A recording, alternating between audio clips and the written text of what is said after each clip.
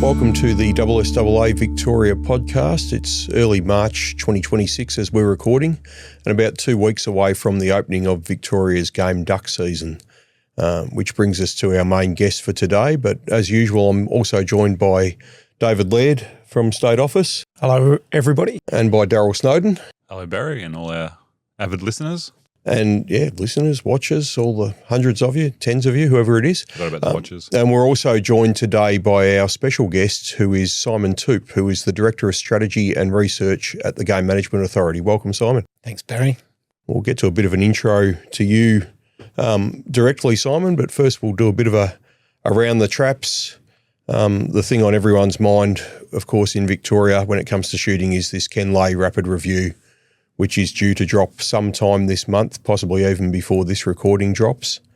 We've been really active briefing politicians and media on our submission and on our very strong points about that review, and making a number of key points. The first of them is, and it's full respect to Ken Lay and his status as a Victorian, but as we told Ken, the entire premise of the review is nonsense. It's predicated on what seems to be a belief that these laws were set up in 1996 and have had no review since, when the reality is they are reviewed constantly.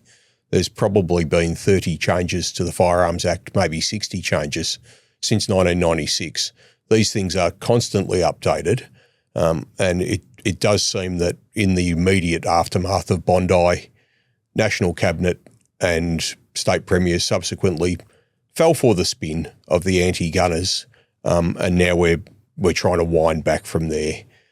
Some key things are this question that keeps coming up that the Premier Min's asked in New South Wales, which is, why do you need X amount of firearms?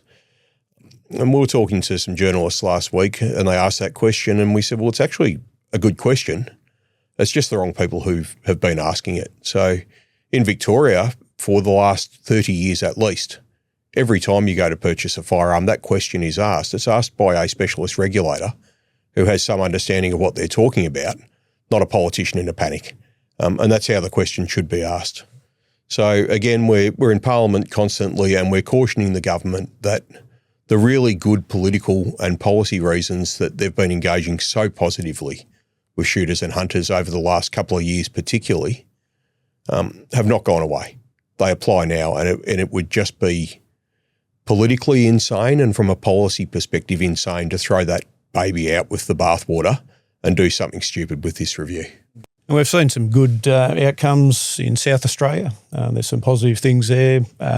Queensland and Tasmania. So let's hope the Victorian government is sensible about this and comes to a similar sort of position. Yeah, a bit of a mixed bag in Tassie. South Australia, a real template for Victoria because very similar firearm laws, and a Labor government, of course, and saying basically what I just said before is there's constant review in that state. The laws are actually fit for purpose. There's nothing to see here. Tassie did fall down into the trap of reclassifications. Small saving grace on that's that they're paying 1.5 times compensation, which if you're getting into some of those blazers, there's a bit of dollars there, but it led us to think, well, I've got a few guns I want to sell if you want to pay me 1.5 times what they're worth, but it's not going to work like that. We'd rather nothing be recategorised. Kind of related to Bondi, well, absolutely related to Bondi is that the news that Shot Expo in Sydney, which was slated for later on this year, has been postponed. So that's now going to run on the 22nd to 23rd of May 2027. And really good reasons for that, with the uncertainty affecting the industry side of the firearms sector. You just couldn't go and run a major exhibition that takes months and months of lead time for people to bring in products when people just don't know what they're looking at. So a really good idea to move it to May next year, and it's been really widely embraced by all and sundry, I think, in the firearms community, except for, the odd bonehead who's, you shouldn't give an inch and you should run a show with no guns there to stick it up, and good on you, bonehead. Put your own money up. On a more positive note, what are you laughing at, Daryl? Nothing. I can't believe we got this far without mentioning ducks, but that's all right. We'll get there, or cycling, but we'll get there too.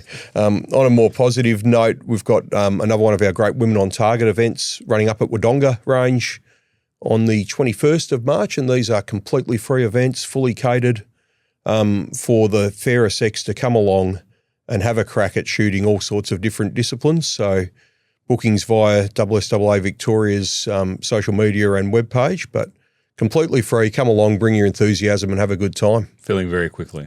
Just had a quick look. There's 64 of the 80 places been taken, so 16 spots left. There you go. So by the time you watch this, maybe you'll be on a waiting list. So get on the waiting list. On a negative note, Deka, are they still called Deka? They're Deka this week. Deka came out a week or so ago and announced their latest in wild dog baiting. And it's back to the bad old days. Yeah, really, really frustrating this. I mean, we came a fair way back in 2021 when DELP, as it was then, worked cooperatively with the shooting organisations, and they still had to do some baiting, but they did free baiting, and then they do 2 intense 10-day periods where they actually put out the live baits and then pulled them back up again. So whilst it did have some disruption to hound hunting at the time, it was minimised, and now we're back to wide-scale areas and extended periods. So yeah, really, really disappointing, and it's frankly not good enough. Yeah, so the first 3 months of the hound hunting season are going to have very large areas of state forest practically inaccessible for hound hunters and for gun dog hunters in a really prime time of the year because of, might be going too far to call it indiscriminate baiting, but it's not far from that.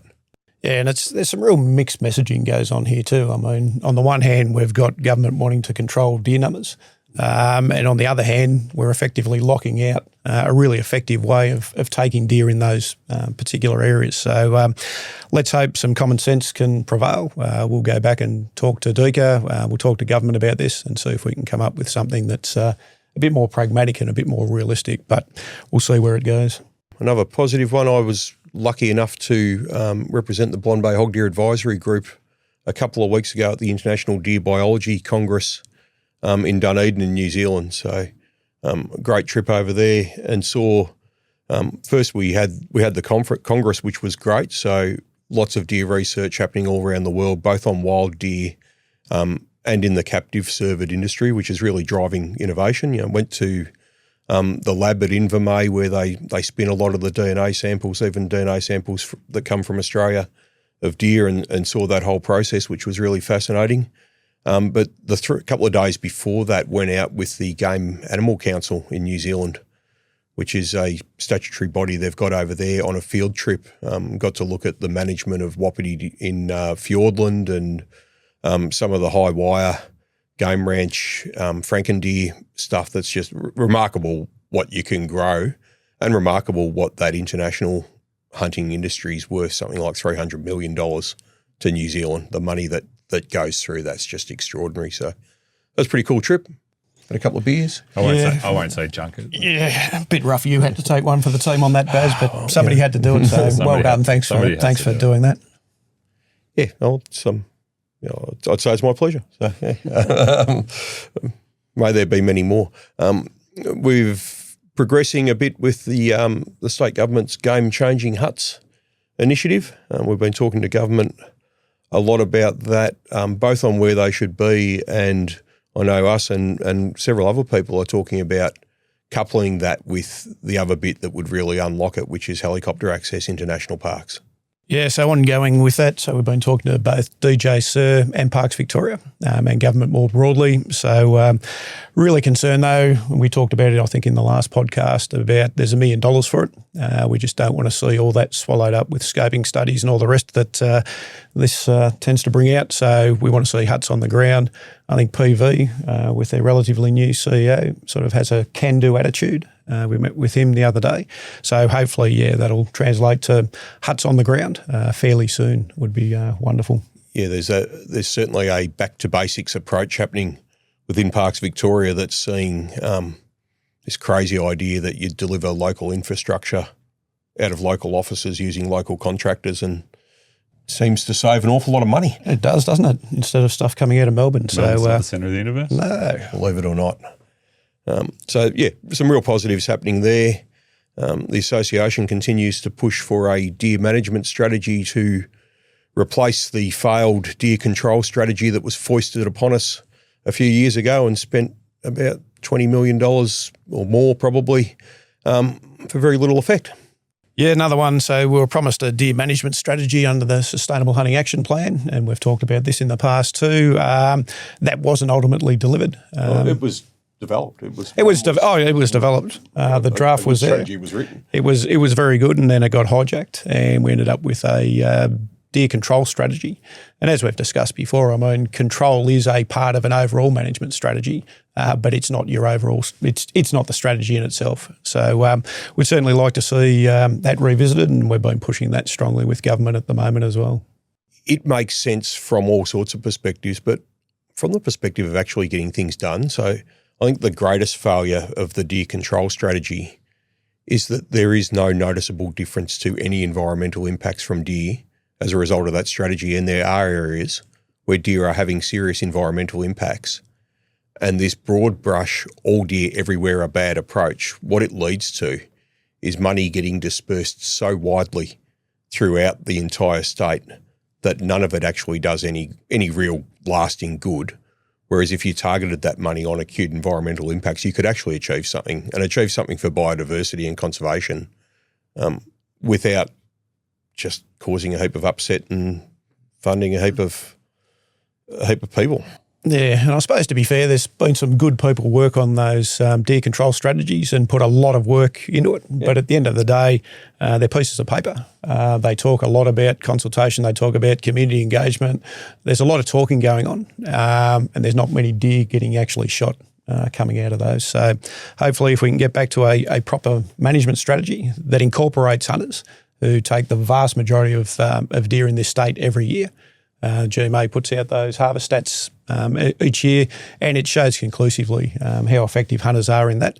And as we've talked about before, rec hunting is not necessarily the answer to all of our problems where deer are having those negative impacts, but it's certainly a huge part of the puzzle, and we really need to be maximising that and getting those social and economic benefits and environmental benefits out of that as well. And it can be more of a part. Simon might touch a bit later on some of the research that GMA is doing in that regard. But people I spoke to in New Zealand, so Roy Sloan at the Fiordland Wapiti Foundation and Cam Speedy with the Seeker Foundation, it mirrors some of the work that people like Sailfield and Game do. So it goes beyond hunting and gives a real purpose to that time in nature and that knowledge of those animals, where they're achieving great environmental outcomes and using hunting as the catalyst for that. Cam's stuff in the beech forest with seekers, just it's so simple, but it's visionary. So hunters will maintain deer to a tolerable level, and if they don't, same thing happens in Fiordland. If they don't, it's the hunter money that then turns around and gets deer down to a level where their impacts are tolerable. It's a really clever way of managing deer. It just requires a bit of thinking out of the box. You don't have to look too far to see examples of it working. Yeah, I think that Seeker one in particular in the Carwackers goes back quite a way and is sort of a really good example of what can be achieved. And that's part of where the sort of the huts programs come into, because they put some huts in some of those areas, provided access so they can get helicopter access in there. They've got the meat safes. So it encourages people to go into those areas, harvest more deer and be able to utilise them. And everybody's benefited. The environment's benefited. The beech forests in those areas have bounced back. The deer population is at a lower level. The deer are in better condition, and the hunters are actually getting better hunting opportunities, particularly during the rut, because there's a better sex structure between the seeker. So it's win, win, win, win. So, and another win. And the venison that would be waste is then put into food banks, particularly for the Maori communities. So the venison that's getting taken from those extra deer getting killed is then getting put into food for people who have food insecurity. There's no downsides that I can see in all that. So hopefully, if we're successful in getting a proper deer management strategy here, they're the benefits that will flow to Victoria and Victorians. The downside is for people whose ideology it offends. That really is all it is. Yeah, and this debate is very much on ideological grounds, and the old deer are introduced, therefore they've got to be bad, everything about them's bad, anything native is intrinsically good. It's a bit more complicated and a bit more nuanced than that, and deer are here to stay, so let's maximise the positive benefits and minimise the negative impacts where they're occurring. There you go. No hog deer in that at all, Daryl. We can talk about hog deer if you like. Point B here, the hog deer season. Hog deer, well, we've been looking at the hog deer season's coming up. I think we'll do another podcast. You want to come in on that one, Daryl? Specifically on deer? All we ever seem to speak about is ducks and cycling. I work in deer management, so I don't really want to come on a podcast and talk about it. So a bit of a pivot into cycling. Daryl, you're up staying in Mansfield this weekend to cycle the Three Peaks. I am indeed. I'm off to spend some glorious time in the high country, and unfortunately, instead of carrying a rifle in the high country this time around, I'm going to be riding a bicycle, which is something different for me. A bit of high country masochism. Be a bit of an adventure. Enjoy that. I will. Dave and I were in Mansfield last weekend for the Mansfield Hunting and Fishing Expo, which took over, I don't know what the main street's called, but the main street of Mansfield. It's called the main street? It's called the main street of Mansfield. It's got this lovely median strip, and what a cracker of an event. It was a beautiful day, and just as far as the eye could see, stalls, little tents set up. We had scores of really good conversations with shooters about what we're doing and how we had the Deer Stalkers Club in our tent with us, talking about what they do, and we're talking a lot about gun laws. Yes, but just everybody wanted to know about the gun laws. A great event to connect with that community, particularly that hunting community. And you look at Mansfield, it's a tourist town, right? Like it does very well out of snow tourism, but increasingly hunting brings, that 2019 report, hunting brings $12 million to the town and 125 jobs to a town that size. That's pretty extraordinary. And this event, accommodation was booked out, the pubs were full. The hunting shops were, not just the hunting shops, the bookshop had a huge range of hunting books out the front and was going gangbusters. And I think at this time too, just post the fires and for those surrounding towns around Mansfield was a real boom for them and a big, shot in the arm, because those communities have been struggling for the last, months since those fires occurred. Yeah, especially when they were at the peak of the holiday season as well. A lot of people just stayed away. So.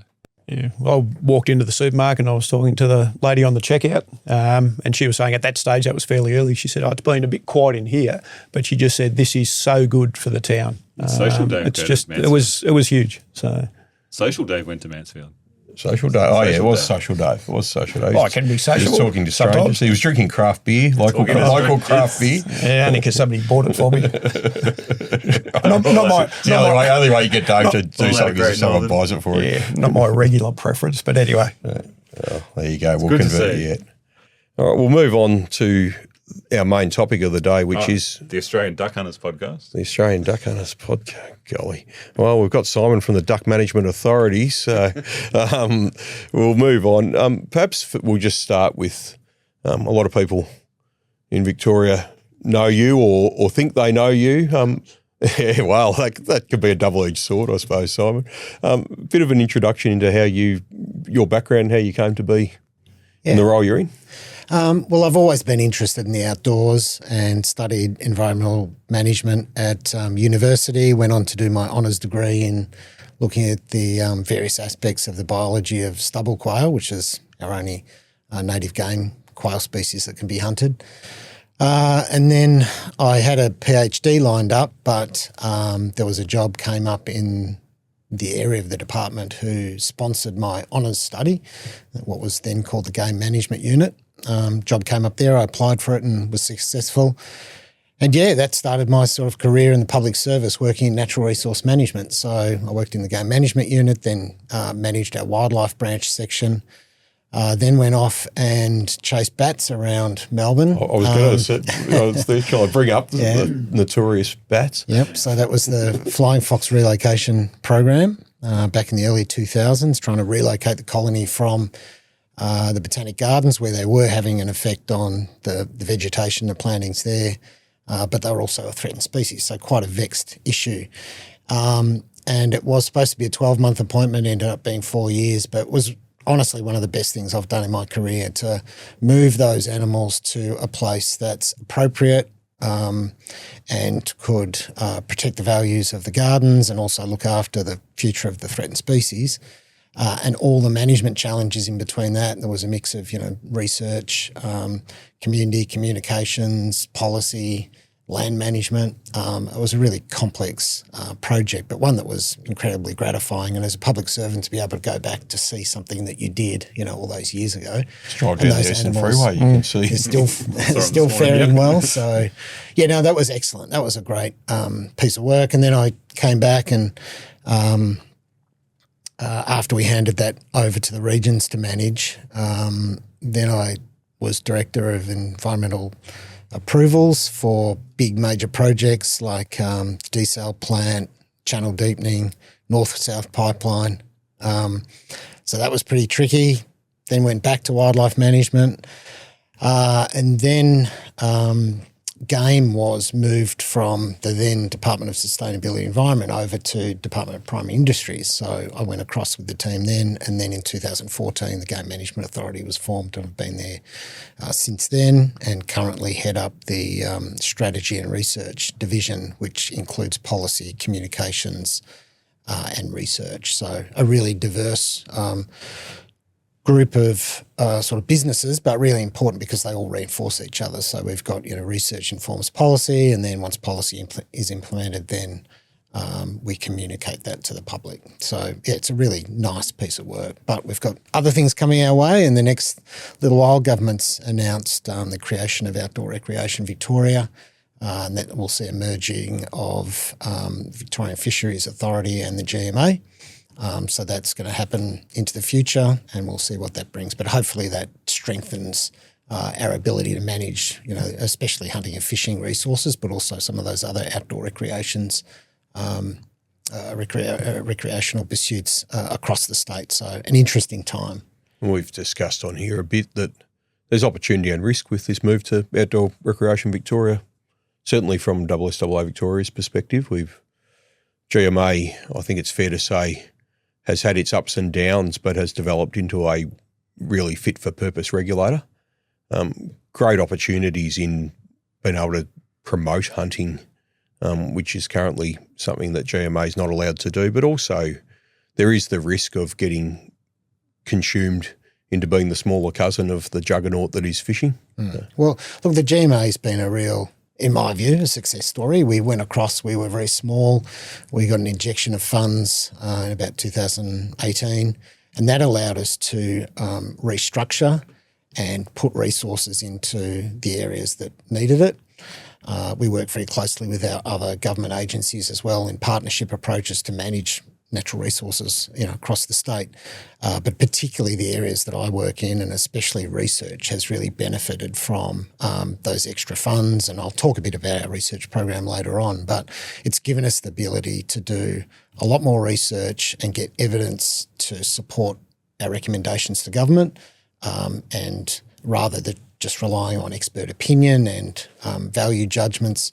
And of course, consulting with stakeholders in very contested environments, and at the extremes, people have quite different views, of course, on game hunting. But to have the evidence to defend recommendations has been invaluable, and the board has seen the value in that and invested quite heavily in our research program.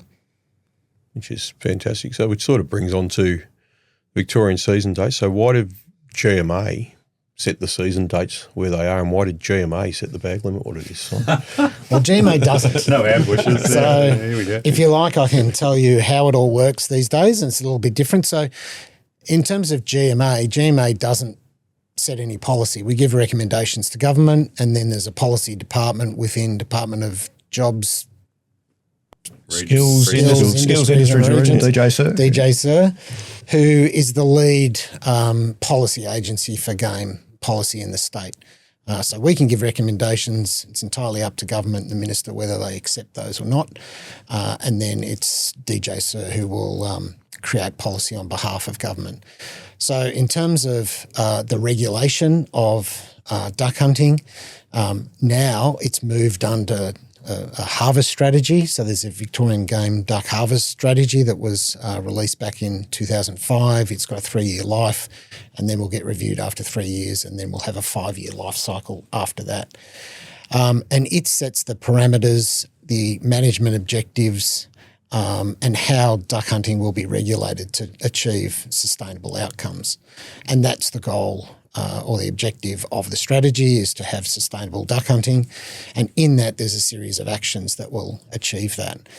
And critically, the application of adaptive harvest management or adaptive management to harvesting our game ducks has been applied. And this is something we've been pursuing for 23 years. I've been working on this deal on and off as I've come variously in and out of game management in Victoria. So it's a real, it's incredibly satisfying for me, because the previous position was largely opinion-based. We collected multiple lines of evidence which were open to interpretation, and we'd share that with stakeholders, and of course the different groups with different views on hunting would have different opinions, and we wouldn't try and find a middle ground. We were looking for where does the evidence lie to tell us what the status of the population was, and therefore what the harvest regulation should be. But it wasn't as evidence-based as we'd like it to be, and that's where AHM has stepped in. So what that means is we've now got a data-driven, evidence-based approach to giving advice to government on what the regulatory setting should be to achieve the management objective. And the management objectives is sustainable duck hunting. And the way we achieve that is by taking a sustainable proportion of the total duck population in Victoria. Now, under the strategy, that's been set at 10% based on some work that was done by Dr. Tom Prowse of the South Australian University. And he looked at, based on a whole series of data and the ecology and biology of these animals, to determine what a sustainable harvest level was. And that was between 10 and 20% of our game duck populations. And rightly, I think the harvest strategy adopted a conservative approach and set that at 10%. And as we go through the process of collecting data over time to see its influence on harvests is super important. So I think setting it conservatively, monitoring and evaluating the performance of the approach that we've taken, and then making any change at the next review period is really important. I can take you through how that all works. I'm happy to go through that. Happy to go through that. I suppose. Before we do, I guess it's important to note that this didn't happen overnight. It has been a 23-year journey. I've been on it not quite as long as you, but I've been on it as a staff member for 12 years. And December, January, February for the last 12 years of my life has been sitting in offices with people like Simon, having red hot debates over how many ducks we should hunt. And the question always was, how many ducks have we got? No one ever knew. And this has allowed us to actually have an idea, have a model that tells us how many ducks there are, and then we can build strategies around that. A harvest strategy, we know 10% sustainable, and it's been giving us really good bag limits. But it didn't happen overnight, and it was something that the hunting organisations have supported since day one. Well, some of the original work 23 years ago was sponsored by Fielding Game Australia, et cetera.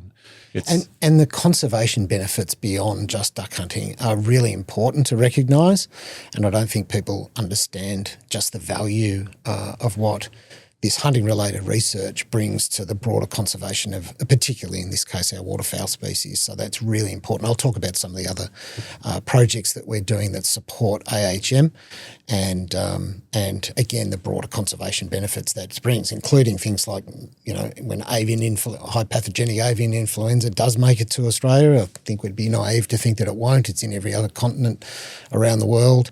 The work that we're doing in spatial ecology and tracking duck movements will help to inform our management response to that. It'll help to, all the work we're doing in ducks helps to inform our waterway management, habitat management. So there's some really critical benefits that come out of this research that we're doing beyond just hunting. Yeah, we were having a look at some of that tracking stuff yesterday, actually, and that's a sort of research that wouldn't be getting done if it wasn't for the GMA and if it wasn't for duck hunting in this state, because there's always that limit on funding for any sort of research, and the fact that we've got hunting allows that to happen. So, yeah, really good. And as an organisation, we've been fully supportive of going to adaptive harvest management. Critical at times.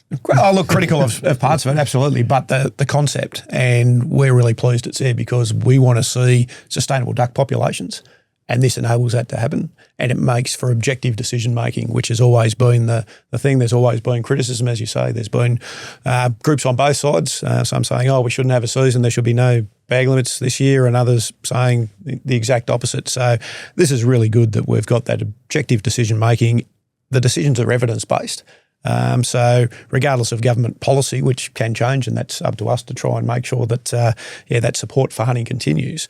But we know that if we're following this model, that duck hunting is sustainable, and that takes the ammunition away from the antis to try and say, we're going to wipe out the species and things like that. So, it's a really, really good sort of initiative. Yeah, and it's been a big thanks to the government too for, I think they committed to AHM back in 2016. There was a whole process of designing the program, and then it's been reviewed by 2 expert panels and found to be robust. And then we have a constant process of evaluation and review via an independent expert panel that we have and our own team out at ARI. And I might add that GMA doesn't do anything other than project manage and fund the process. We don't collect the data that's collected by independent consultants. We don't analyse the data that's done by the Arthur Roller Institute with DECA. So it's all independent of the GMA. Then the board's job is to make sure that the process is sound and that the data being collected and fed into various models. There's multiple models that look at various aspects of estimating populations and also what the bag limit should be. That's our job to make sure that that's rigorous, and that's why we've got this expert independent panel to give us advice on that. So the process is separate from the GMA, if you like, other than that we project manage it.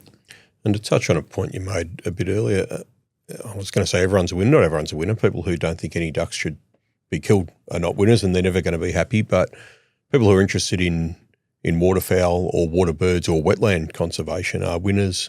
Hunters are winners. The proof of the pudding's in the tasting. We've got really robust bags and full-length duck seasons happening. Currently.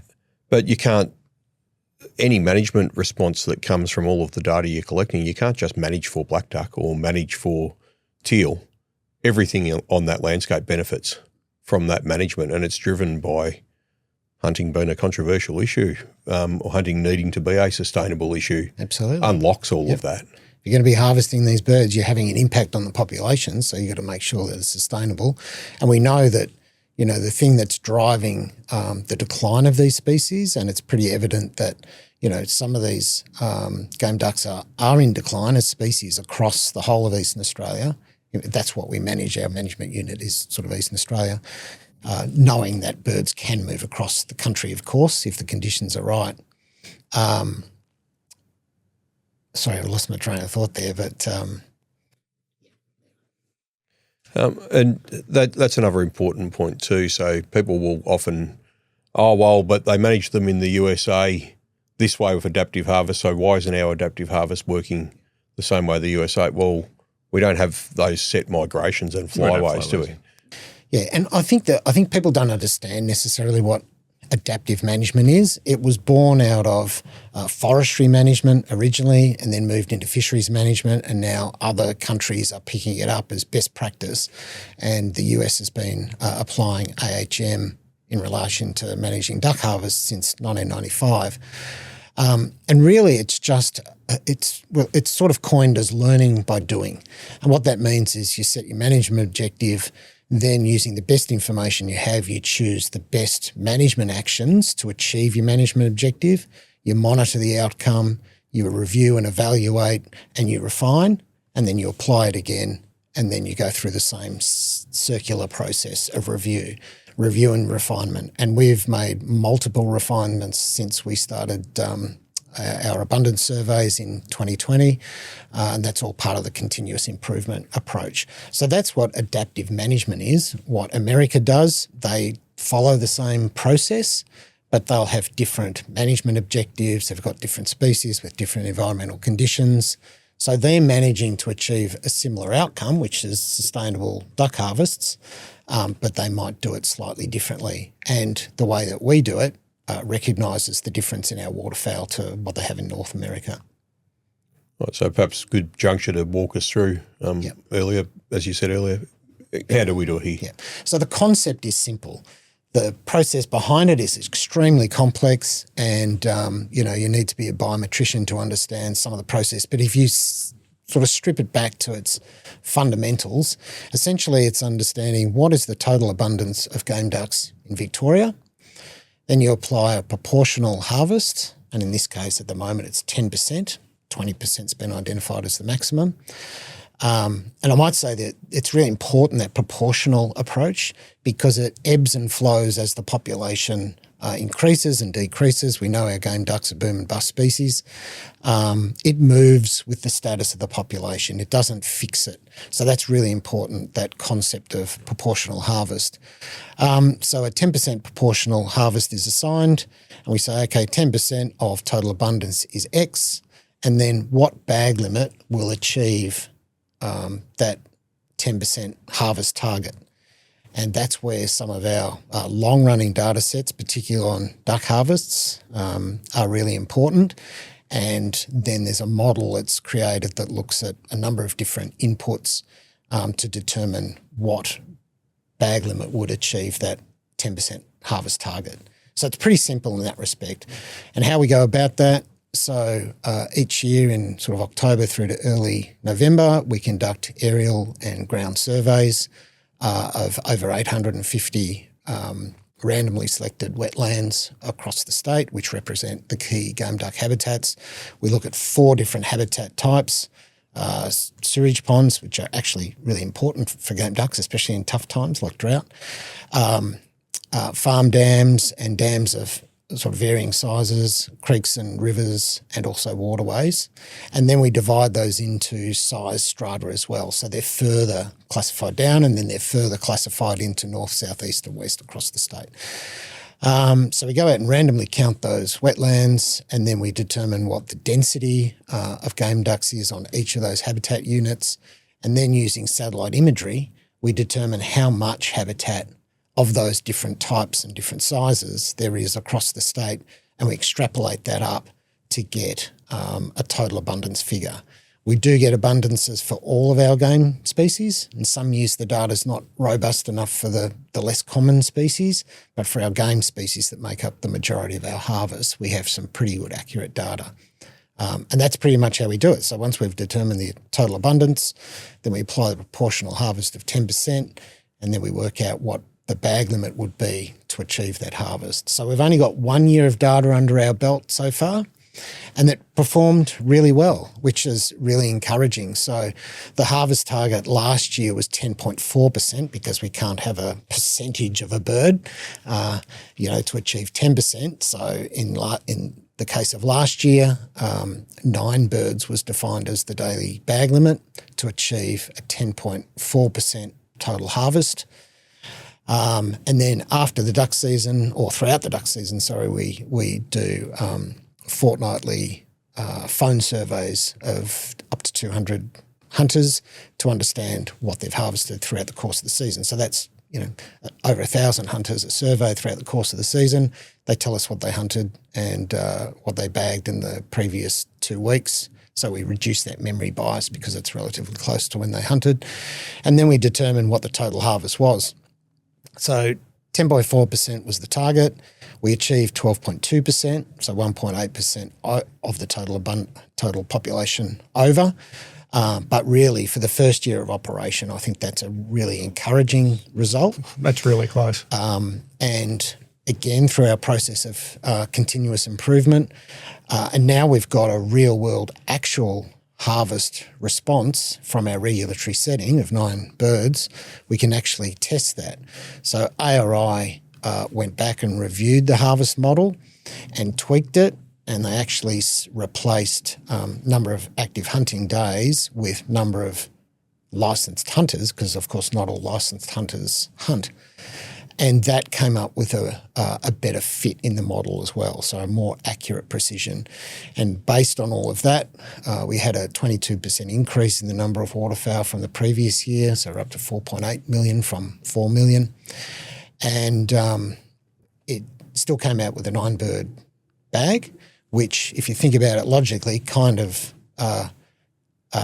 accounts for that additional harvest we took last year, even though the model has been tweaked and is using at least one different input. And important to stress, I think that additional harvest is not a problem. It's well below within the band. What it's well within the target band and well below what Prowse said could possibly be a problem. Yeah, that 12.2% is well under that 20% maximum that was that's been recommended, and it sort of justifies that approach to taking a conservative approach in the initial stages. What Simon's saying is we were wrong. Well, I think it was sensible to be conservative, especially because we didn't know how this was all going to play out, and in the first year it's operated really well. So now we've got that year of data under our belt. The more we collect, the more we can refine, the more the system learns, and that's the whole premise of adaptive management. It was a sensible approach with a really good outcome, and the conversation we'd be having right now would be totally different if all of a sudden the number came back at 35 and we have to change the model and everyone loses faith. And at least we're still all on board. And it was. I wouldn't say lucky, and if I said that to the biometricians who do the work behind this, I think they'd probably give me a kick under the table. But it's good in the fact that hunters accepted it, I guess, because it was a good bag limit, given the history of bag limits in the state. But it can be justified, and we can look at the actual results, not what people guess or think. It's what the data is telling us. And this isn't the GMA's data. This is, science's data. It's what the science is telling us. There is an element of luck there, that we're lucky that this is implemented in a good year with a good result. And I think if we had have tried to implement AHM in a year when we had lower numbers of birds and really small bag limit, you wouldn't have the support that you currently have. Look, we're all on board. A lot of hunters are on board because it spat out 9 twice. If we're spitting out 2s and 3s, we'd probably have trouble selling it to the hunting community. I guess that's an important point, though. You've got to take with the good with the bad. That's the point I'm trying to make. At some point, we're going to have to accept that those bag limits aren't going to be 9 or 8, or we might see some 3s or 4s. And I think we have to be on board regardless. We've signed up to this. And accept that whilst we're never, speaking for myself, never going to understand the highly technical mathematical part of it, we can have real confidence in the inputs and real confidence in the outputs. Yeah, and I think it's important. I mean, I think hunters are generally prepared to accept those lower numbers because it is evidence-based, and we want to make sure that the resource is sustainable, and that means that, in the good years we'll take more, on those bad years we'll take less. But I think we're in a much, much better place than we were prior to this because, good intentions and everything like that, there was still a fair bit of guesswork going into the whole thing. Whereas this now, we can be confident that if it spits out a low number, well, that's legitimate, and that's what we've got to put up with. And I think one of the questions going forward is, and I think that's one of your questions there, Barry, but I'll skip to it now because I think it's important given the conversation we're having, is it's sort of where to next. So we've got 3 years of data collection to see how the system's working. We can review that. And I think one of the places we're going to is probably a species-specific bag limit because what we're finding, and again, this is only 1 year of data, is that some species are experiencing higher harvest rates than others. So it opens the opportunity for adjusting potentially those bags on species which are being under-harvested versus ones that might need a bit more protection. So if it pans out that way, and if we have the strength of the data to justify that, that's a potential area that we can look at. And in our reporting processes, and all this stuff is entirely transparent. We publish all our documentation on our website. So this year's abundance and bag report will be coming out in the next month or so. We'll put that on our website. We've got all our expert panel reviews are on our website. Everything we've done is on our website. So if people are interested and want to, really delve into the technical side of this, it's all there for people to see. But they're the sorts of things that we could achieve. And if we see that we're over-harvesting species, we can start to pull back on that. If we're under-harvesting species within sustainable limits, we can potentially, we can look at increasing those bags as well. That's really exciting. And this is a bit of a side point. I've had a journalist comment to me about GMA putting everything on their website, that this, what I'd call proactive disclosure, that GMA practices, rather than wait for stuff to get FOI'd and hide it behind, do we have to tell people?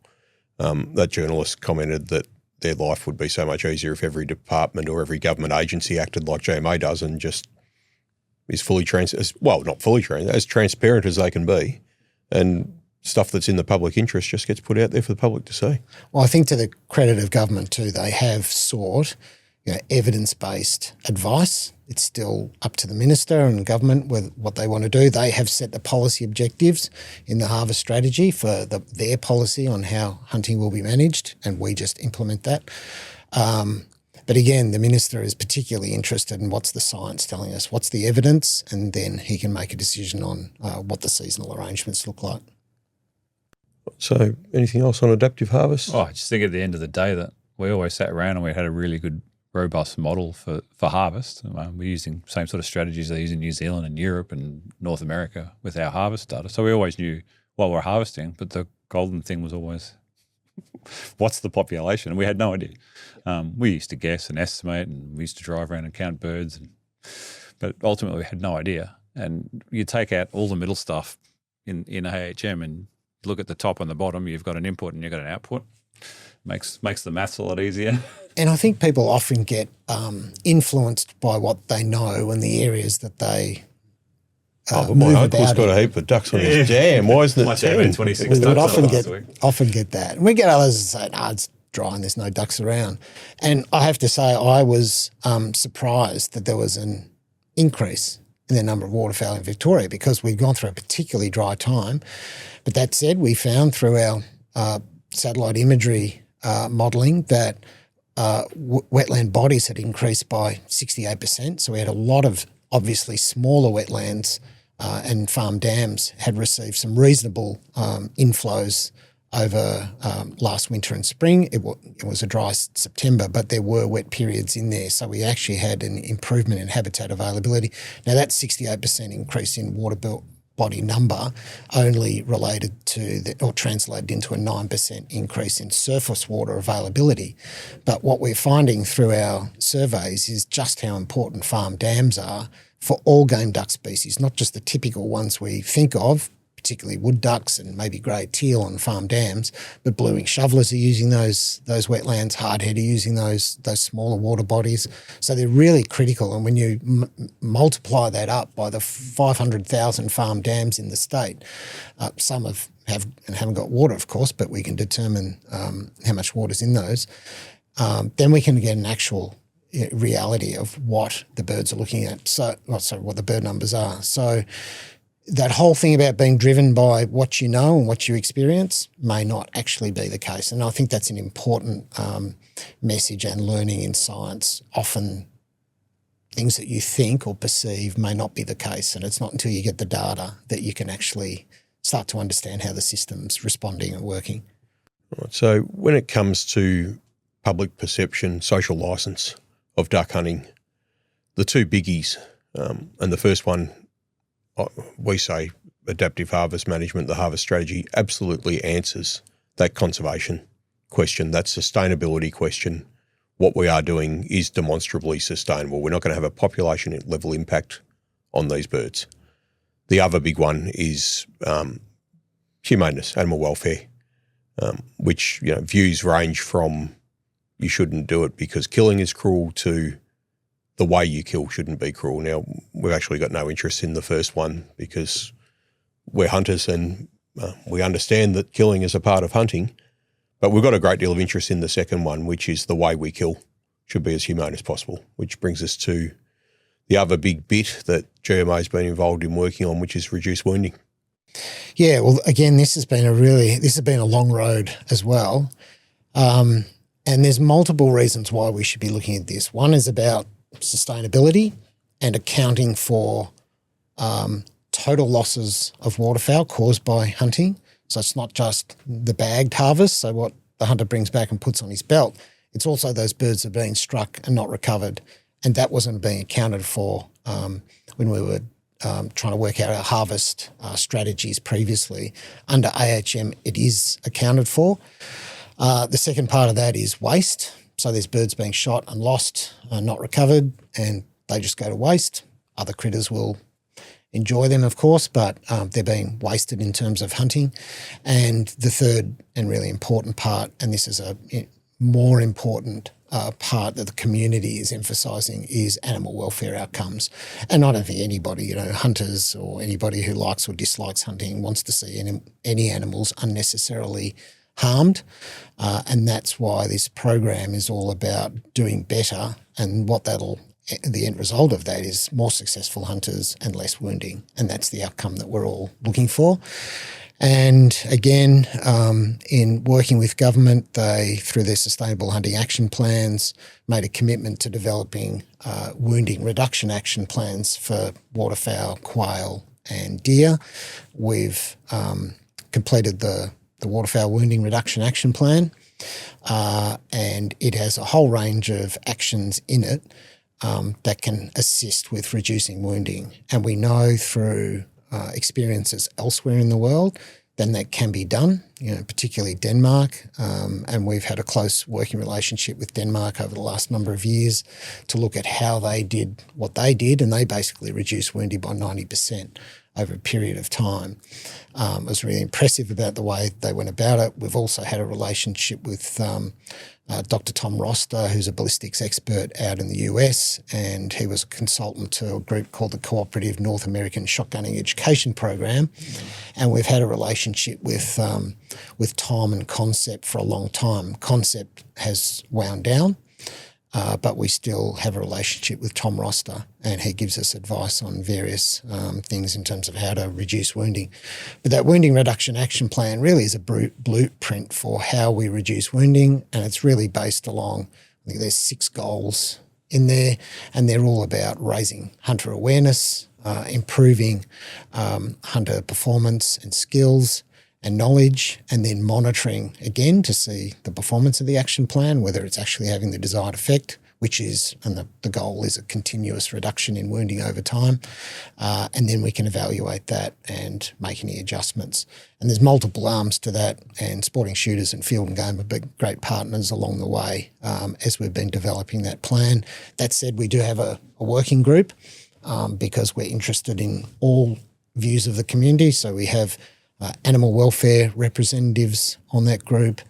We have hunting industry representatives on the group, and we have hunting organisational representation on that group as well. And they give us their thoughts and views on what should and shouldn't be in those action plans. It's independently chaired by an expert in animal welfare. And from that, we develop these action plans which are put to government, and we've got funding to implement the WRAP, the Waterfowl Wounding Reduction Action Plan, and we've started implementing that in partnership with all of those groups that sit on the working group. And a couple of people at this table who sit on the working group. Full disclosure. Daryl and I both sit on it. From what you've both told me, it's been a fairly positive process working with that diverse range across the table. Yeah, I think it's got a lot to be said for it. And I mean, there are other stakeholders in this apart from hunters, so it's really important to have them there and involved in it. And credit to the people on that group, and I think they've been selected to go on there, but they've all been reasonable in how they've approached it, and I think we've actually achieved some good stuff there. I mean, every ethical hunter, your aim is to kill an animal cleanly. None of us want to wound things. The reality of the situation is there are unintended consequences and animals will be wounded, but there's a lot of things that hunters can do to reduce that to the lowest level possible. We can all be better, and a lot of this is fairly simple stuff that will enable people to be better hunting, which is in their best interest. You're more successful, you're not wounding animals, your bag increases, you're taking more meat home for the family. The adaptive harvest management actually takes into account wounding. So as we drive wounding down, that will mean that there's less sort of allocated to that lost animals, and there'll be more going into the bag limit. So that's really good. And obviously social licence. And I know some hunters we've had discussions don't subscribe to that. And they seem to consider it's their God-given right to go and shoot things. Well, no, it's not. And we need to work within society and make sure that we're meeting reasonable. And you're never going to please everybody. I mean, the or they take the ostrich approach. Yes.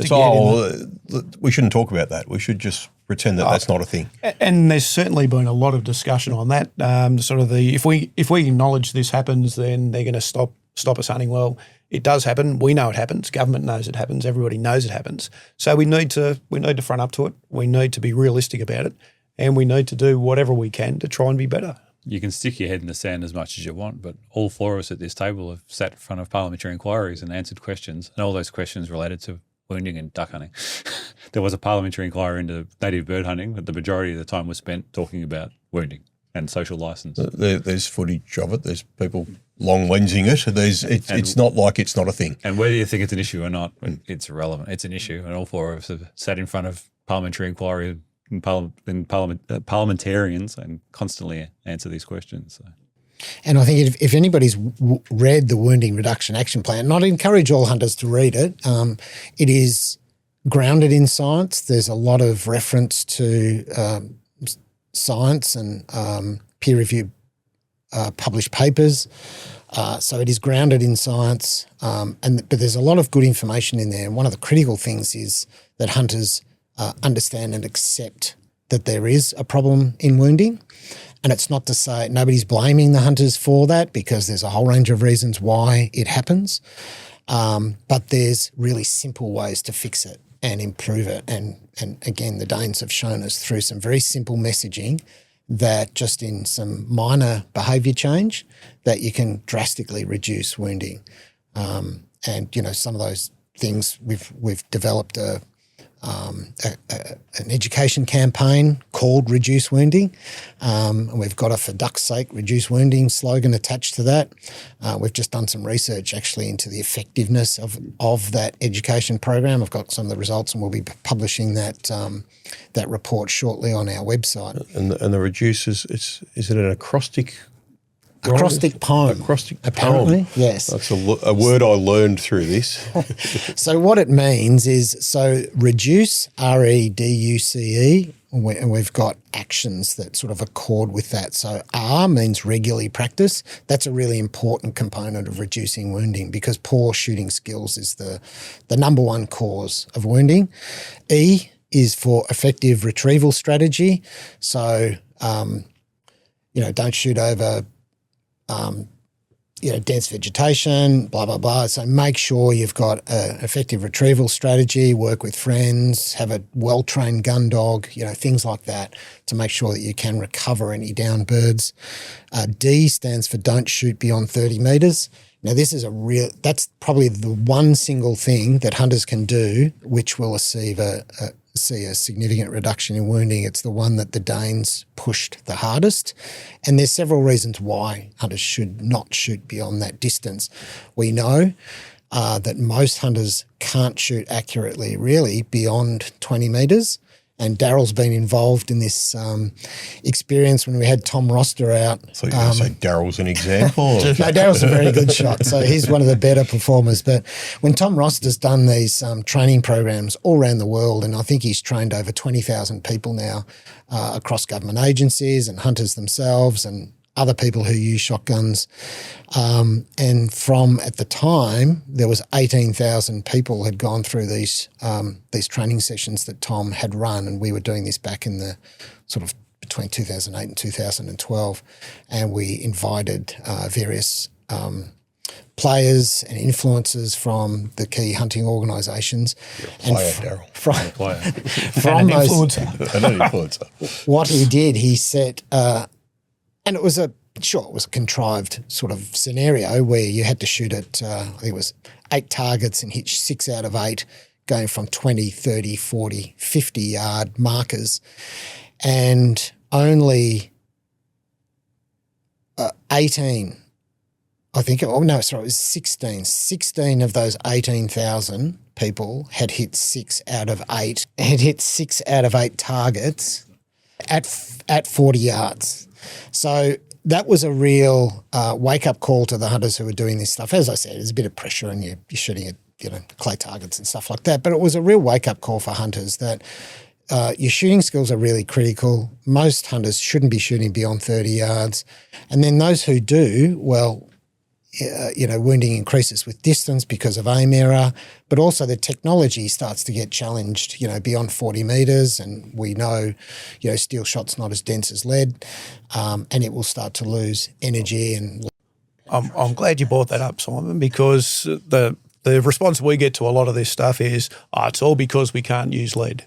Steel's rubbish. Lead, I could shoot ducks at 50 metres with lead, and there was no issues. So we have our view on that, and we know it's wrong. But do you want to address that one? Well, I can address it if you want. I'm the one that runs the test. We can all address it, but that's what we comment here. And the science is there, and through America, when they introduced steel shot, and this was back in the early 1990s, a long time ago, technology's advanced a long way since then, of course.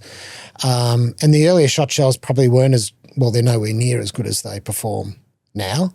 And within people's shooting skills range, say up to 30 metres and really out to 40 metres, steel shot performs particularly well. You've got a shorter shot string, a tighter pattern, you're actually striking a bird with more pellets, and you're going to end up with a more lethal result. When you're shooting at ducks beyond that, and particularly in lead, they've got long, sloppy shot strings, big, open, wide patterns, and it might have been out of luck that somebody would down a duck at 60 metres, but that sticks in their head. And they had autos at the time too. And they're letting go with 5 shots and putting a lot of lead in the sky. And there's actually been a study that was released a couple of years ago in one of the states in America, which has tracked hunter-reported wounding rates for a long time. And it's actually shown that there was a slight blip when steel shot was introduced, and I think that was just people's lack of familiarity with how it performs. So it's less forgiving because you've got a shorter area to actually strike a bird. I think there was also a mental side of that. People knew they'd changed materials. I know I did when I did the swap. Oh, steel's rubbish because you were told it was rubbish. Everyone else told you it was rubbish, so you convinced yourself. And I think there was that mental game. And once people used it a little bit, they all of a sudden found out that there really wasn't any difference. Yeah, and this science has shown that there was a blip on the introduction of steel shot, but then over time there's actually been a reduction in wounding since non-toxic shot, which is primarily steel. We have got some other materials, but it's primarily steel that's used because it's easily available and it's cheaper than the other alternatives. And they've actually shown that there has been a reduction in wounding, probably because of the improved ballistic performance over those distances that hunters can effectively shoot. So, so that 30 metres is really critical, and particularly over opening weekend. Opening weekend is a problem for us because people haven't been out for 9 months, they're excited, there's lots of birds generally, and you're competing with other hunters on the wetlands, and people don't want to go home empty-handed, and sometimes they're judging their experience by the number of times they've pulled the trigger rather than how many ducks did I shoot with the number of shells that I had. And we've actually done some research which is showing that there's a lot of shots per duck over opening weekend versus throughout the rest of the season, which of course is a totally different scenario where rather than hunting fleeing birds over the opening weekend, you're having to attract and bring birds to you in a much less frenetic environment. So we would assume, and we'll be doing some research on this, what the wounding rates are over opening weekend, which we assume are higher, versus throughout the rest of the season, because you have to change your hunting practices. But shoot within your 30 metres, don't sky bust. It annoys everybody. People have taken the time to put their decoys out and find a good spot, and then somebody's shooting at birds that are 70 metres up and not letting them come in. If hunters want to do one thing, just one thing to reduce wounding, it would be reduce that distance of shot down to something that you're skilled enough to do, and for most people that's not beyond 30 metres. The U in the reduce means you use decoys and calls. Now that works on some habitats, of course, not so much farm dams, etc., but generally in wetlands. And the whole point of that is to bring birds in as close as you can to within your effective shotgunning range. And please, if you're going to use a call, learn how to use it well. Because it can just flare and deter birds rather You've than been attract told them about in. me, Simon. Yes. Well, I see people shoot at a duck and then get the trumpet out and start, trumpeting away, and all you're doing is reinforcing to these birds that noise is a bad thing, stay away, when you actually want to get them I in love nice the calling and of close. birds once you've shot at them. It's just a total waste of time. Like it's I going to might go turn them. back. Yeah. C is correct chokes and loads. Again, Tom Roster's put together a lethality table, a really critical piece of information, which tells you what patterns you should be achieving for the birds that you're hunting. And if you can go to the range, and I'd encourage people to get down to the sporting shooters and field and game ranges and do the pattern testing, to determine what loads and chokes works best for them. Every gun is different and every gun will pattern differently. Even though if you've got the same firearm using the same ammunition, they will all pattern differently. So make sure they're patterning according to the lethality table. And the beauty of shotguns is there's gun clubs everywhere. Absolutely. Shotgun clubs all over the place, so find a local and get down there. Yep, and there's people, experts there who will help train you and understand your shooting skills and how you can improve your stance and gun hold and all these other things. But doing that pattern testing and then practicing is really critical. But I think that was one of the issues that we had when steel was first brought in. The general advice given was open up your chokes and go down a shot size. 2 shot sizes. So, I know at the time I was using 4 in lead. Opened up the chokes, went down to 2, and I was one of those people who would have said steel is absolute rubbish. Knew I was taking feathers off. Wasn't in the past. Wasn't killing birds. But then suddenly, and it was actually when I came into this role about 9 years ago, I went and did the shotgun education program. So we all continue with me, with you. We all continue to learn, and that was a real light bulb moment for me. Did the patterning, changed chokes, and then next time I've gone out absolutely smoking ducks and killing them and going, it wasn't the steel at all. It was that choke and load selection. So really, really important that people go and pattern and make sure that you've got the right loads and chokes. And Daryl's comment about confidence is really important, I think. If you've done your homework, you've done your practice, you've got a good choke and load that's going to be effective in the field, once you get out there, you've eliminated those uncertainties, and now it's just up to you and your skills and the bird and your ability to bring it in close and hit that bird. We've seen it twice now. We saw it in 1996 when people lost their autos. All of a sudden, it was a great shot when I had my Browning A5, and now I've got this other gun I can't shoot. It's just an excuse. It's in your mind, the back of your mind the whole time that you've been made to change. And then it happened again with steel shot. Steel shot. It's every time you miss, then it's the steel shot. Well, I've tested a lot of these people over my 12-year journey, and let me tell you, most of them don't have the ability that they believe they have. Yes, they used to take 200 cartridges out and fire 5 shots at every duck, and yes, they used to get their bag of 10, but it took them a lot of time and a lot of ammunition to do so. And a lot of wounding. And you see those people now, and you give them some training and you actually set them up for success, and guess what? They succeed. Yeah. And that E, in the reduce, is to me one of the most important, and I don't think people give this one enough attention. And E in this is every shot matters. And I remember that's not just for ducks, right? That's absolutely. for anything. Yeah. Well, Don't give them a corrupter. All of these things apply equally to all forms of hunting. And in the every shot matters, I remember, decades ago, the old timers would say to the young blokes, you'll never know unless you put enough lead in the air, and it was sort of, keep pulling the trigger. In those days, there was 5-shot autos. Keep pulling the trigger and something might happen. But what's actually happening is you're probably wounding those birds and you don't know about it. And that, I think, is another thing that hunters probably aren't aware of, how much wounding's actually going on, because it's really difficult. You've got the report of a shotgun, you've got the recoil, you've got birds going on, there's dogs, there's other hunters, there's other birds coming in. And hunters aren't trained to pick up on these really subtle signs of wounding. Plus with the recoil, they're probably not seeing it.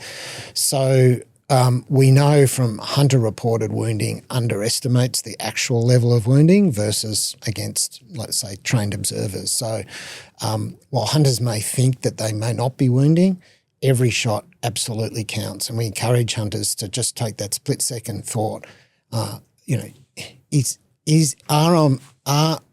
I going to effectively kill this bird outright? Or is it just a shot in hope? If you're shooting in hope, you're probably wounding birds. And there's been some studies done in Europe, and they've showed that if anybody's expending more than 3 shells per bird, you're probably wounding excessively. So I think that's a really important one for people to keep in mind. If there's not a realistic chance of harvesting that bird, then just don't shoot. There'll be another duck. And you've got to remember that wounding is probably the biggest threat to the future of recreational duck hunting. Well, to underscore that, the people who would do us in went to pains to make sure that this wounding reduction action plan never saw the light of day. The former minister who called the inquiry into duck hunting went to pains, and people were pretty pissed off when SSAA put the draft plan in our submission and basically leaked it so that it would see the light of day. Hunters need to embrace this thing, and there's no better evidence of the importance of it than the fact that some pretty intelligent people who wanted to do us in never wanted this thing to see the light of day. And look, we've got some great materials out there. You know, Daryl's been involved in some of the video footage we've got. We've got stuff on. Isn't he photogenic? So. Well, they're really helpful, and we've had some feedback. So, again, in terms of our continuous improvement and our evaluation of our programs, and it's in the wounding action plan too, is to look at our messaging and education campaigns.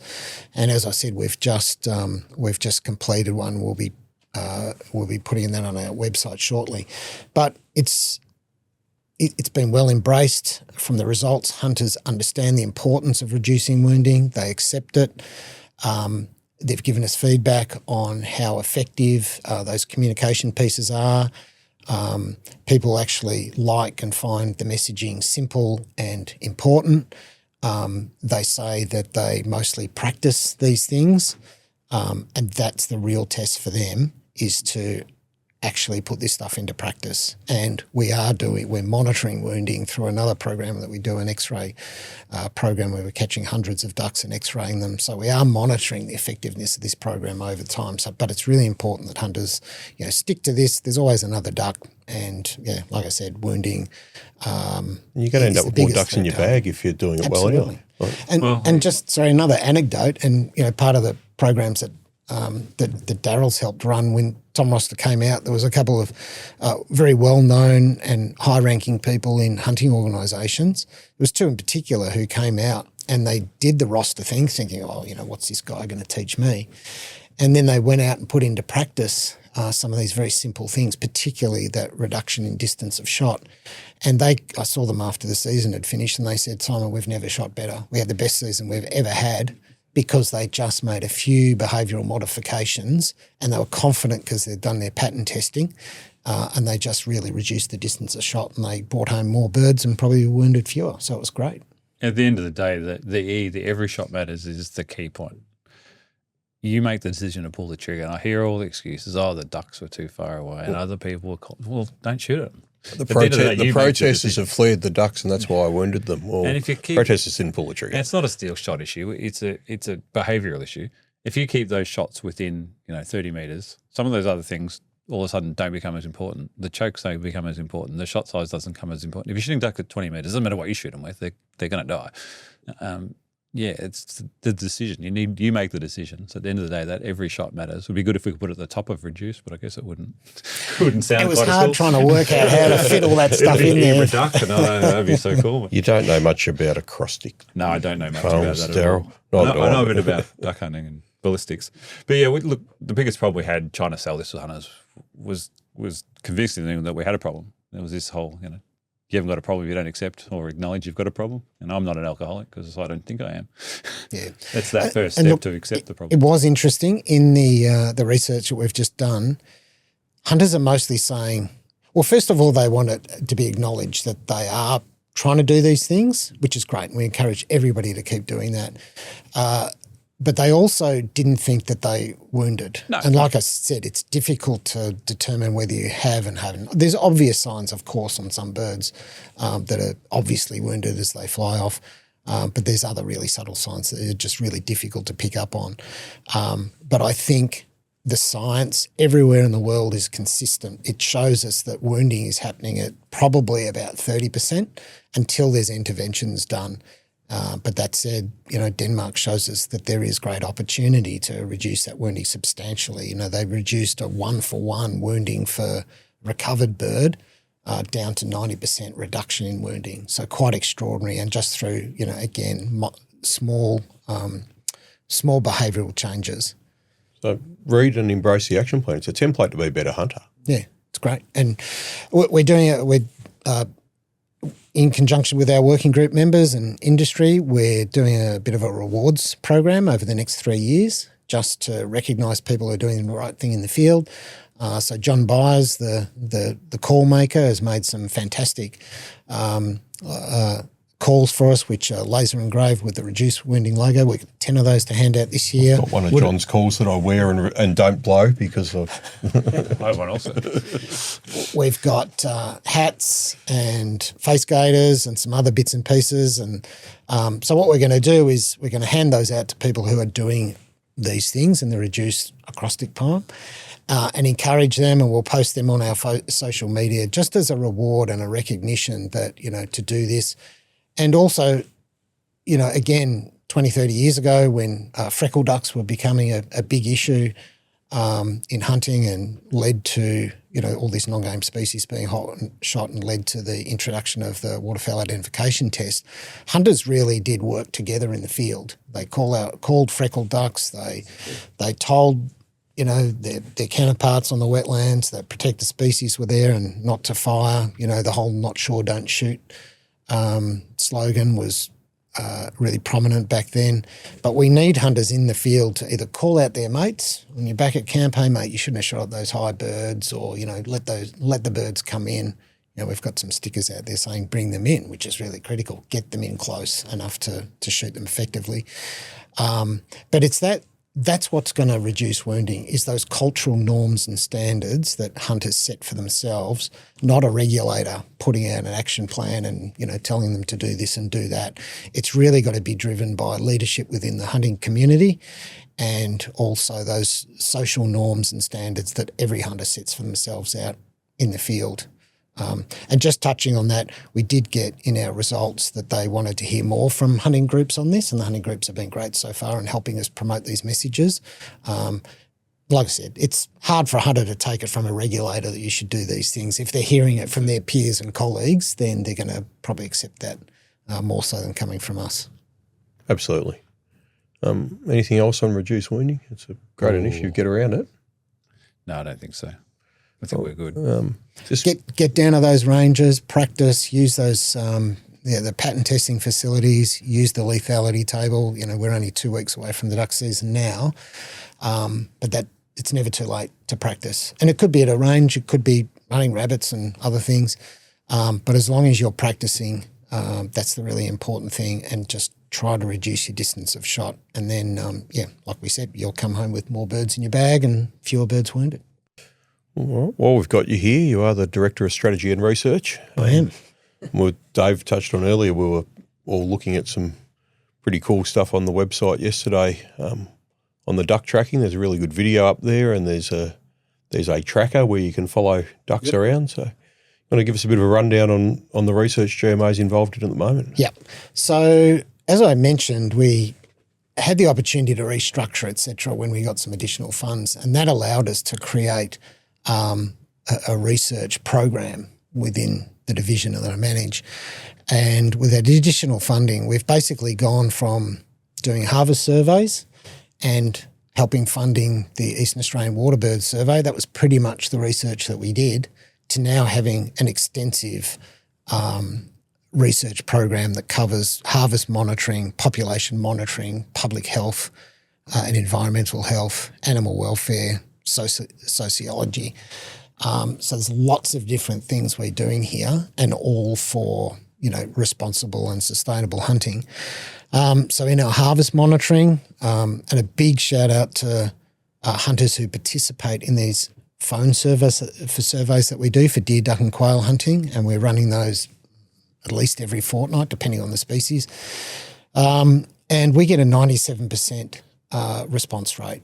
So when hunters are called up randomly, 97% are participating in those calls. That's extraordinary. You just don't get that in social research and social surveys. So thank you to all the hunters that participate in that, because it allows us to collect really robust data on our harvests of deer, duck and quail. So we do that.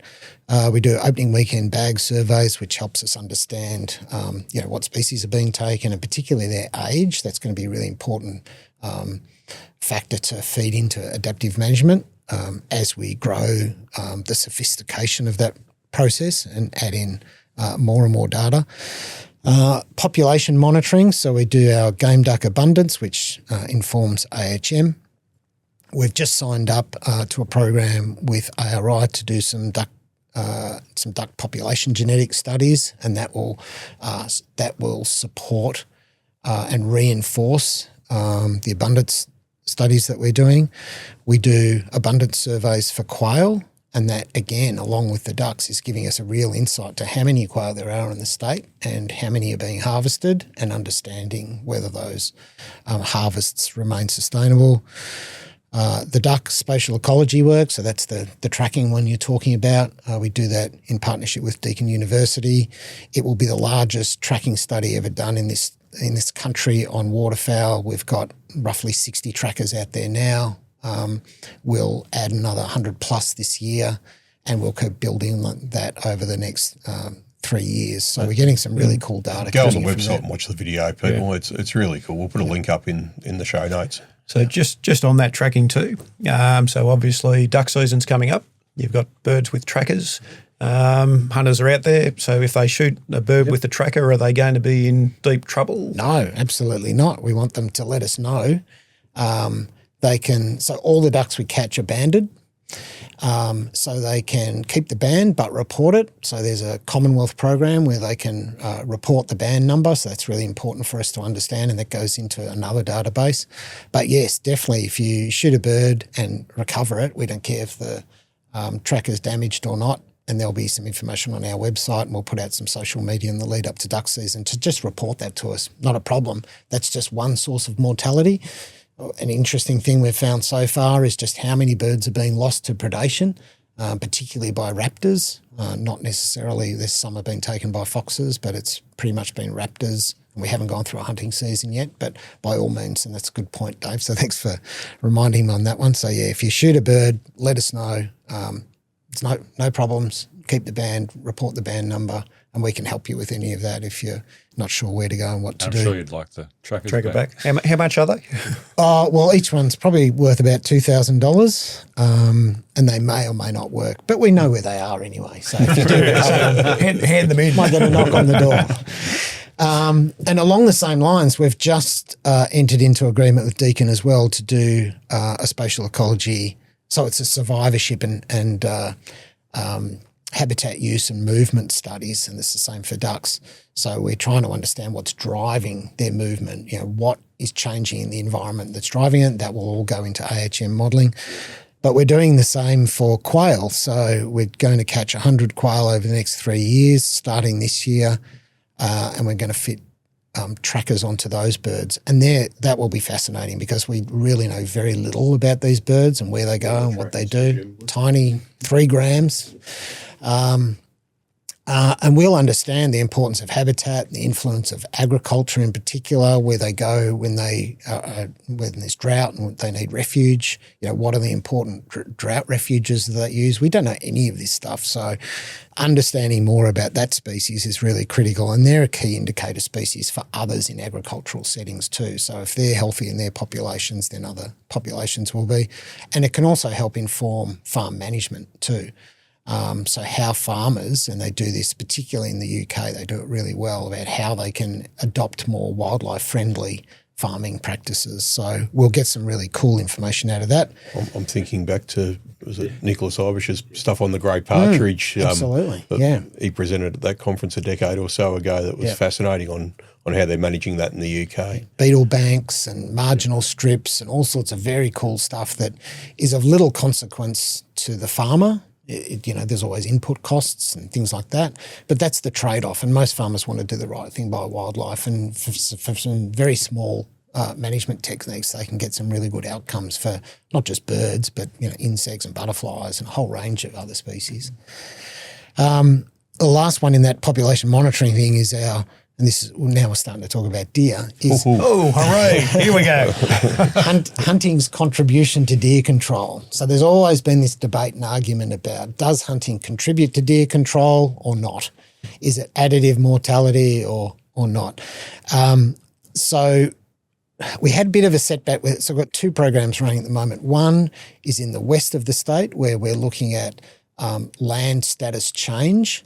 So we've done some baseline monitoring using trail cameras to determine deer densities. We're also doing vegetation surveys at those sites too to understand deer impact.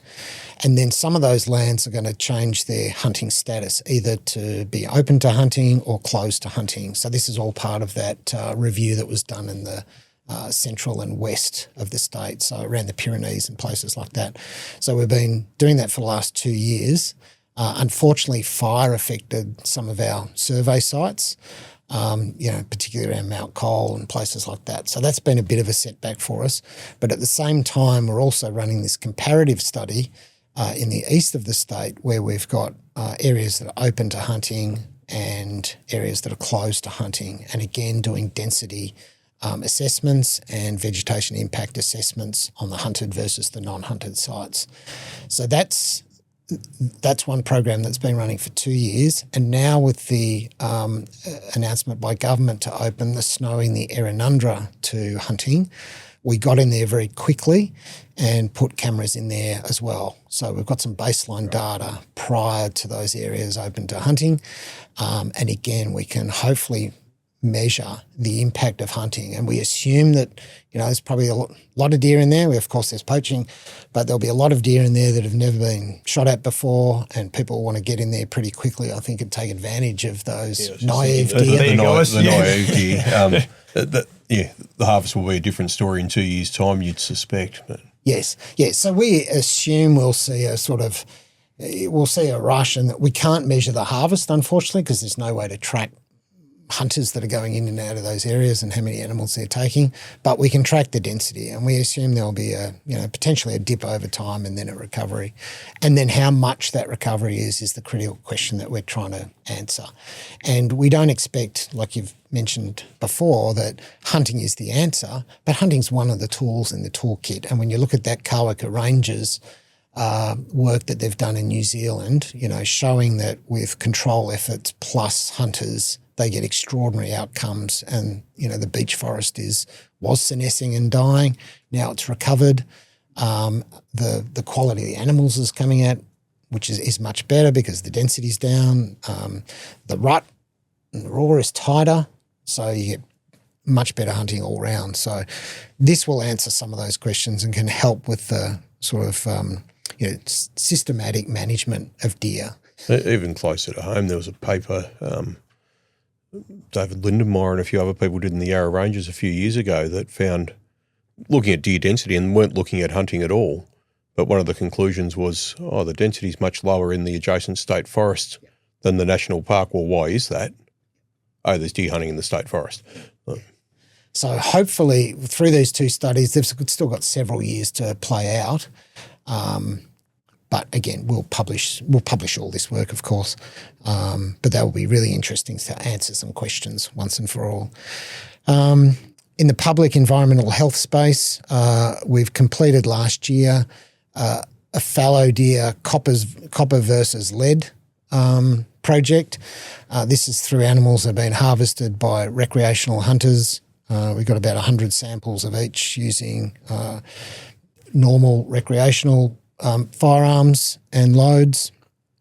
And we've just had all that data analysed, and we'll be publishing that paper shortly. But the preliminary findings are that they both perform equally well.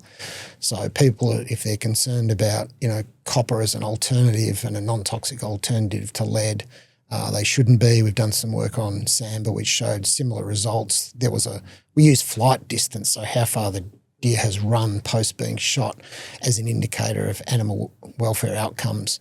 And although there was a greater flight distance in Samba deer shot with copper projectiles, it was marginal. It was like 10 metres difference. That was, I think it was 56%. So that's right. It was roughly 22 metres for a lead projectile versus about 31 metres or something for a copper projectile, but well within animal welfare standards that have been set by some research that have been done elsewhere in Europe.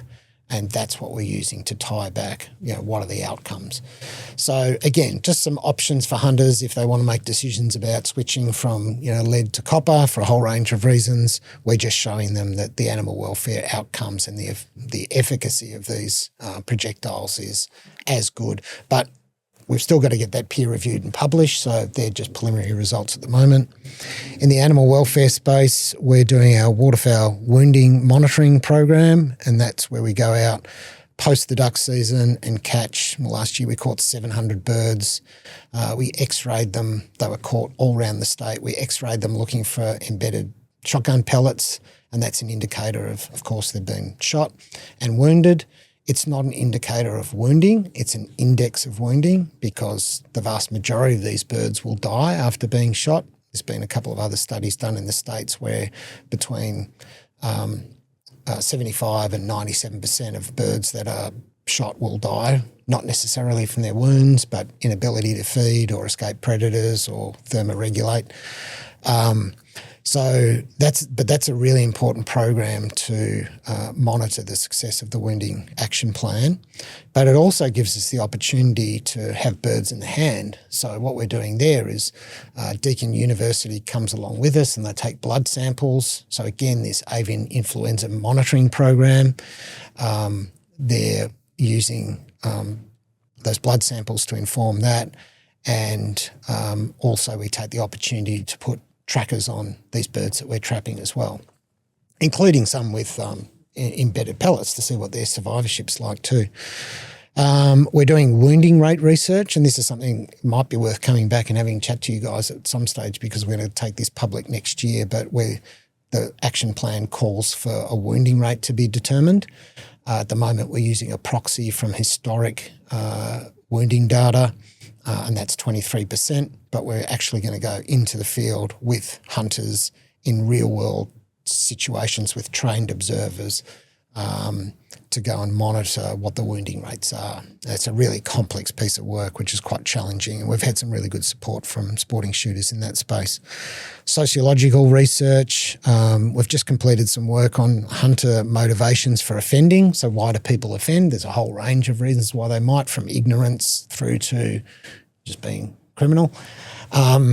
So that's been interesting exercise.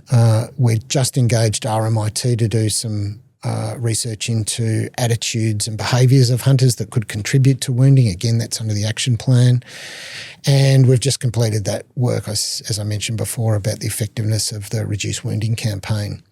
And then in terms of future projects, we're considering doing some research into exposure of corvids, so ravens, into lead poisoning or exposure to lead intake, because we know both raptors and corvids in particular, corvids especially, they're first on the scene once somebody shot a deer and gutted it and left the remains behind. Those birds will come in and feed on those birds, and there's quite an issue around the world, really. This whole thing about lead and exposure of humans to lead ingestion, but also wildlife as well. So we'll go and do some research on that and publish those findings, and it'll be interesting to see what we'll see. We'll take blood samples and also x-ray the birds as well to see if they've ingested lead or there's raised blood lead levels in their blood.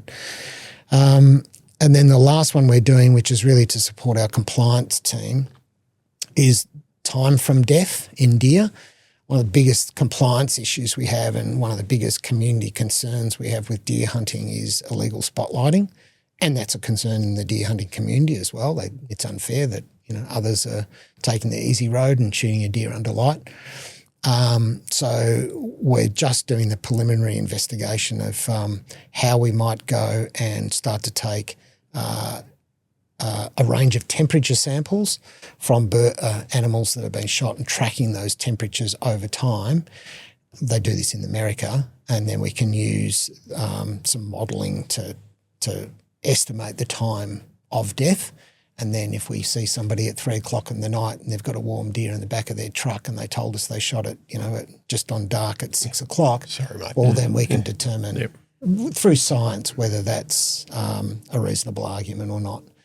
So that's kind of the extent of our research program. Got to be going on, Simon. There's a lot. And, there's millions of dollars of investment there. And again, the board's been super helpful and government, of course, have provided the funds for us to do that stuff. But, it just helps us make good recommendations to government based on evidence and science. So I suppose one of the questions that comes to mind is with the amalgamation and Outdoor Rec Victoria, are these projects going to continue on, or you're not sure yet? Has funding been committed to these and they're going to happen? Well, some of these projects are commitments by government to be ongoing. AHM, for example, quail abundance, there's some other, the wounding monitoring work. So they're all in the Sustainable Hunting Action Plan. We've got contracts with suppliers for the next 3 years to undertake this work. What happens in the future, I can't really talk to that, Dave. I don't know, and that'll be entirely up to the new board and what their responsibilities and objectives are. But we just hope that, by the work that we've done and the evidence that we've been able to collect really does support, good evidence-based decision-making and good sound advice to government. So, research, it's expensive. And often it can be one of the first things to be cut, but it's really important too. So, but we understand, there's the challenges of having to run a business and meet all the obligations that you've got. Yeah.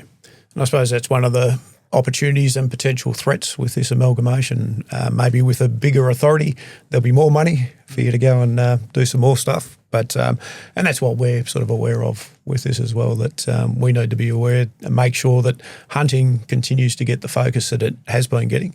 And doesn't sort of get subsumed by all the fishing stuff. So some really good stuff there. That's quite exciting. And if people are interested, again, all the information's on our website. We keep posting that. Of course, there's always a lag when we start these projects to when we complete them and can do some analysis and write up papers. We submit, I think there's over 10 peer-reviewed journal papers that have been published, and we published many technical reports on all this information. So it's all there for everybody to see, whichever side of the hunting debate you sit on, the information's there. We're as transparent as we can be in that space.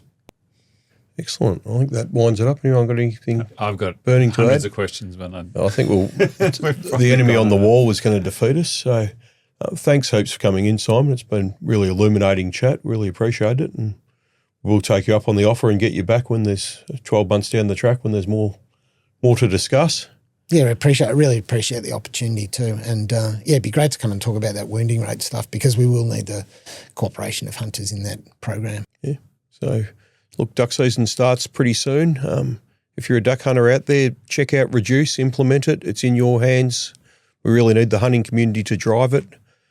Beyond that, SSAA Victoria is, of course, going to keep playing a leading role in this ongoing firearm law review in Victoria, and there's some water to go under the bridge, and we're about to reach some really acute points in that. So please stay tuned, and we might be calling out for action pretty soon and leading into the election in November. And we've got, more importantly than ducks, Daryl, we've got hog deer and hound season starting in April. And quail. Quail.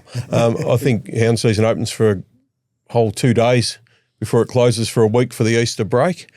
And well beyond hunting, we have the absolute number one supremo top winter Olympics, Paralympic sport happening at the end of this week. So we've got Taryn Dickens, who's a vision impaired biathlete who trains at our Wodonga range, and her guide Lynn Marie Cullen competing in Milano Cortina. So they're part of I think it's about a 14-strong Aussie contingent in the Winter Paralympics. So tune in and cheer on our great Aussie girls performing the best winter. What could be better than flogging yourself out through the mountains and then shooting really quickly? It's a great sport. I could think of a few things. Well, it says, so it's like the silly thing you're going to do this weekend, but without the fun shooting bit, Daryl. And you can see. So I can work out how I can combine those things. I don't know if it'd be appreciated on the Three Peaks Challenge if you combine them. Stay away from Falls Creek this weekend. Beyond that, look out for our Women on Target in Wodonga. And thanks everyone for joining us. We'll be back with another podcast soon, maybe talking about deer. Thank you.